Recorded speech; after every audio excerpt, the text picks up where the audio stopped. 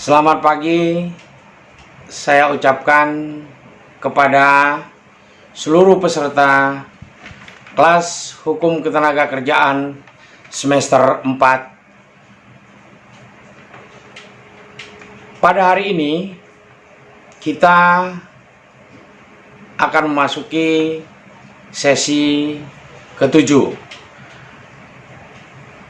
Di dalam sesi ke-7 ini kita akan membahas tentang perlindungan tenaga kerja.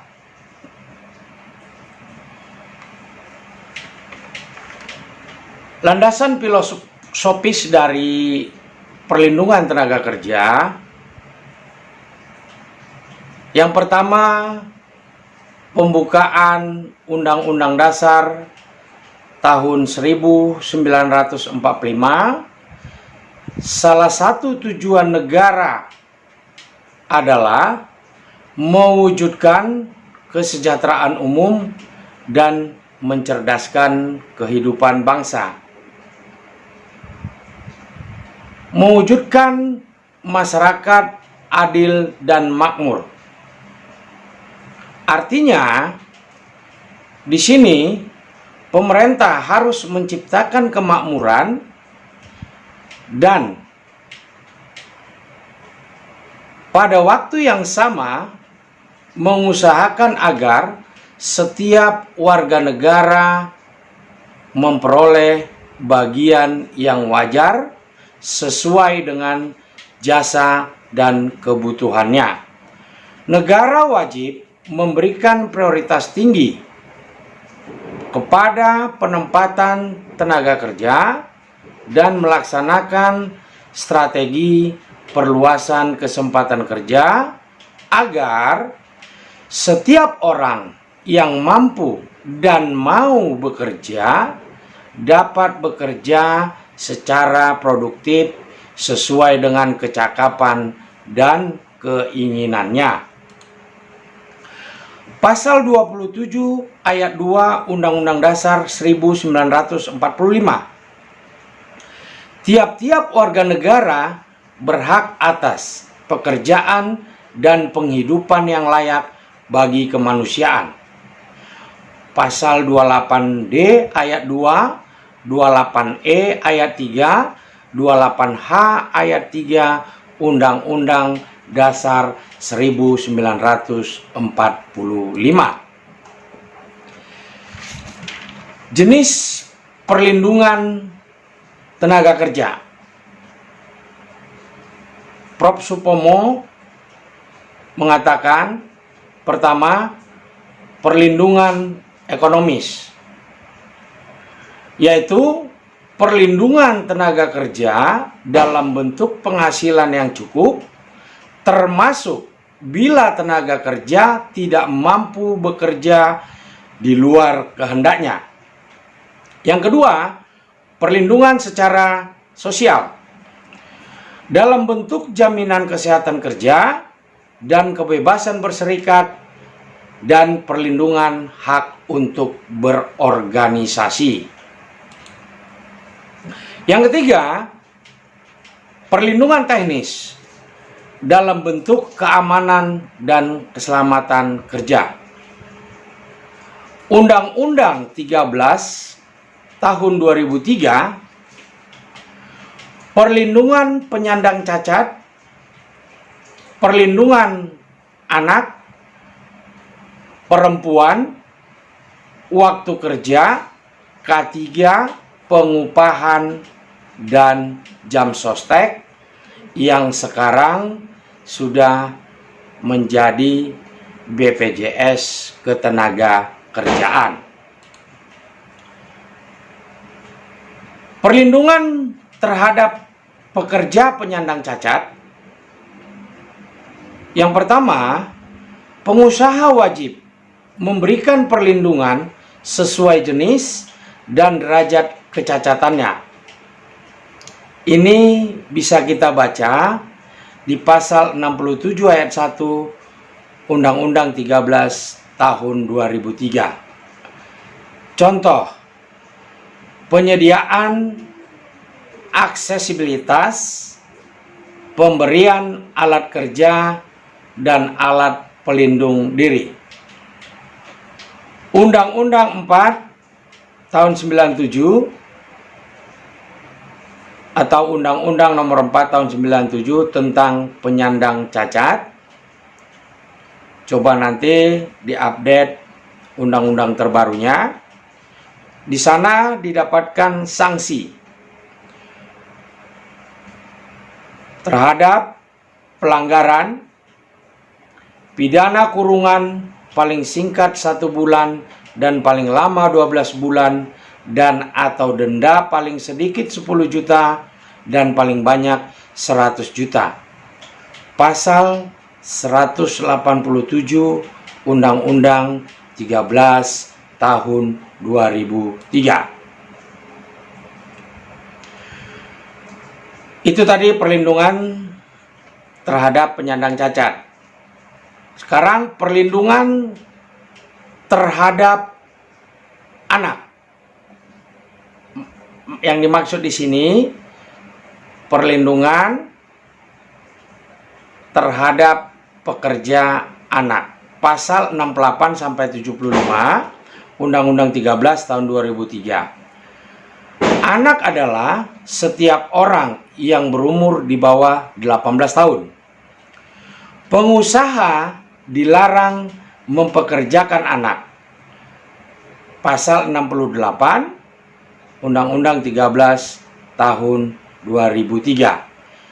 Sanksinya ada di pasal 185 Undang-Undang 13 tahun 2003, tindak pidana kejahatan.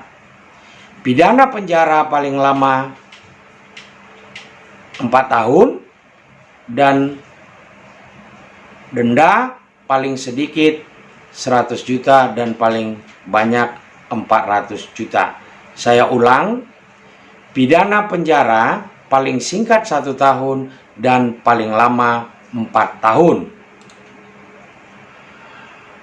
Nah, dalam mempekerjakan anak ada pengecualian. Yang pertama, anak umur 13 sampai 15 tahun yang melakukan pekerjaan, tentu pekerjaan ringan, sepanjang tidak mengganggu perkembangan dan kesehatan fisik, mental, dan sosial. Pasal 69 ayat 1. Syarat yang harus dipenuhi pengusaha yang mempekerjakan anak pada pekerjaan ringan adalah yang pertama, izin tertulis dari orang tua. Yang kedua, perjanjian kerja antara pengusaha dengan orang tua wali. Yang ketiga, waktu bekerja maksimal 3 jam. Yang keempat, dilakukan siang hari dan tidak mengganggu sekolah. Yang kelima, K3. Yang keenam, adanya hubungan kerja yang jelas. Yang ketujuh, menerima upah sesuai ketentuan yang berlaku. Sanksinya bisa dibaca di pasal 185 Undang-Undang 13 tahun 2003. Pengecualian kedua dalam larangan mempekerjakan anak minimal berumur 14 tahun dapat melakukan pekerjaan di tempat kerja yang merupakan bagian dari kurikulum pendidikan atau pelatihan, pasal 70 ayat 1 dan 2. Pekerjaan tersebut haruslah memenuhi syarat pasal 70 ayat 3. Yang pertama, diberi petunjuk yang jelas, bimbingan dan pengawasan dalam melaksanakan pekerjaan. Yang kedua, diberikan perlindungan K3. Pengecualian ketiga, anak dapat melakukan pekerjaan untuk mengembangkan bakat dan minatnya. Pasal 71 ayat 1. Pengusaha wajib memenuhi syarat pasal 71 ayat 2. Yang pertama, di bawah pengawasan langsung oleh orang tua atau wali. Yang kedua, waktu kerja maksimal 3 jam sehari. Kondisi dan lingkungan kerja tidak mengganggu perkembangan fisik, mental, sosial, dan sekolah. Sanksinya ada di pasal 187 Undang-Undang 13 tahun 2003. Pekerjaan terburuk. Dilarang mempekerjakan dan melibatkan anak pada pekerjaan terburuk yang meliputi segala pekerjaan. 1.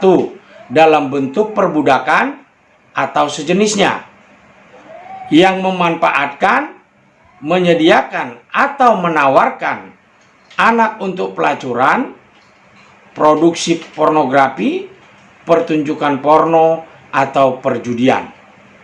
Yang ketiga, yang memanfaatkan, menyediakan, atau melibatkan anak untuk produksi dan perdagangan minuman keras, narkotika, psikotropika, atau zat adiktif lainnya. Yang keempat, yang membahayakan kesehatan, keselamatan, atau moral anak. Sanksinya pasal 183 Undang-Undang 13 2003. Ini termasuk tindak pidana kejahatan. Pidana penjara minimal 2 tahun dan maksimal 5 tahun, dan atau denda minimal 200 juta dan maksimal 500 juta. Selanjutnya kita bicara perlindungan terhadap pekerja perempuan. Antara pukul 23 sampai pukul 7 pagi, pengusaha dilarang mempekerjakan pekerja wanita atau perempuan. Yang pertama, yang berumur kurang dari 18 tahun. Yang kedua, hamil menurut keterangan dokter. Kewajiban pengusaha yang mempekerjakan buruh perempuan antara 23 atau pukul 23 sampai jam 7 pagi wajib memberikan memberikan makanan dan minuman yang bergizi. 2. Menjaga kesusilaan dan keamanan selama di tempat kerja. Yang ketiga, menyediakan angkutan antar jemput. Waktu kerja pasal 77 Undang-Undang 13 2003. Pengusaha wajib melaksanakan waktu kerja yang meliputi: pertama, untuk 6 hari kerja per minggu, 7 jam 1 hari, dan 40 jam 1 minggu. Yang kedua, untuk 5 hari kerja per minggunya, 8 jam 1 hari dan 40 jam 1 minggunya. Ketentuan waktu kerja tidak berlaku bagi sektor usaha atau pekerjaan tertentu yang diatur dengan keputusan Menteri Ketenagakerjaan. Syarat kerja lembur. Ini bisa kita baca di pasal 78 Undang-Undang 13 2003. Yang pertama, syaratnya adalah ada persetujuan pekerja. Yang kedua, waktu kerja lembur maksimal 3 jam dalam 1 hari dan 14 jam dalam 1 minggu. Yang ketiga, pengusaha wajib membayar upah lembur. Sanksinya apabila tidak membayar, yang pertama, pelanggaran yang 1 dan 2 tadi yang saya sebutkan, pidana denda 5 juta dan maksimal 50 juta. Ini bisa kita baca di pasal 188 Undang-Undang 13 tahun 2003. Yang kedua, pelanggaran terhadap tidak membayar upah lembur ada di pasal 187 Undang-Undang 13 tahun 2003. Waktu istirahat dan cuti bagi pekerja. Pengusaha diwajibkan memberi waktu istirahat dan cuti kepada pekerja sebagai berikut.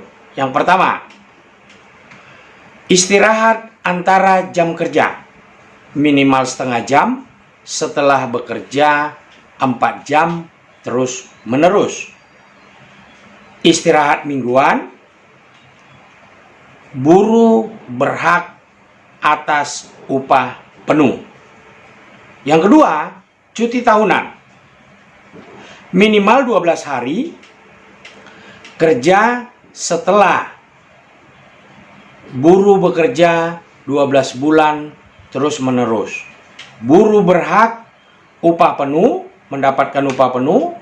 Pelaksanaannya diatur dalam peraturan kerja atau peraturan perusahaan atau perjanjian kerja bersama.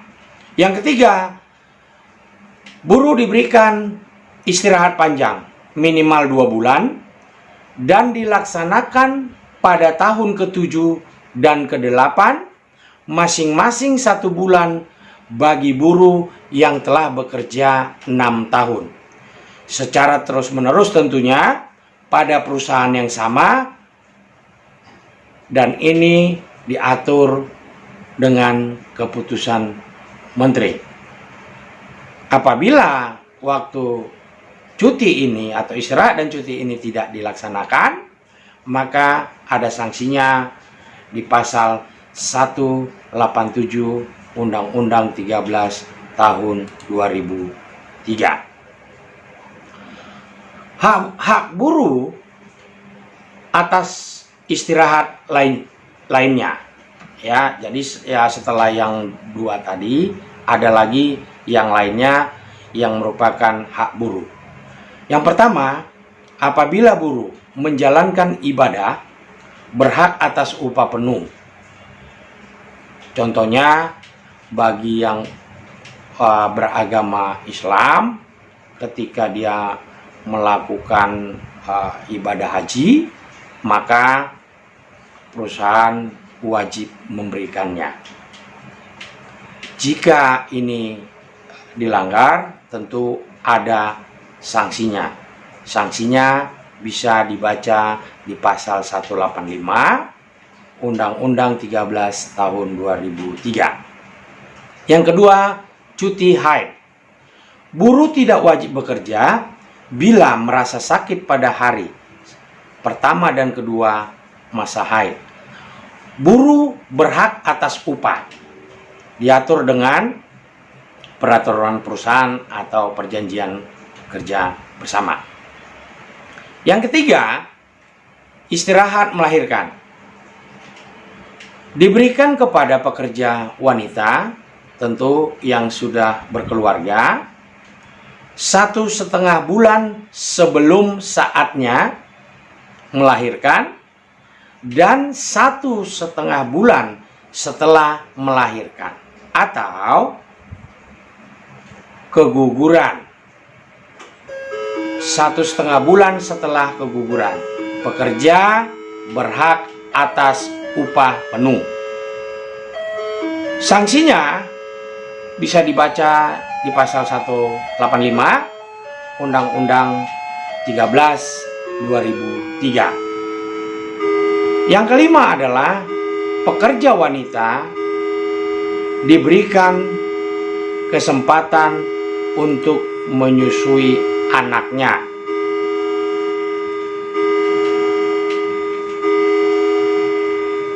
Selanjutnya, kita bicara K3, keselamatan dan kesehatan kerja. Ini nanti kita lanjut di pertemuan setelah UTS, karena minggu depan kita akan melaksanakan ujian tengah semester. Jadi, di sini saya berpesan kepada seluruh peserta kelas agar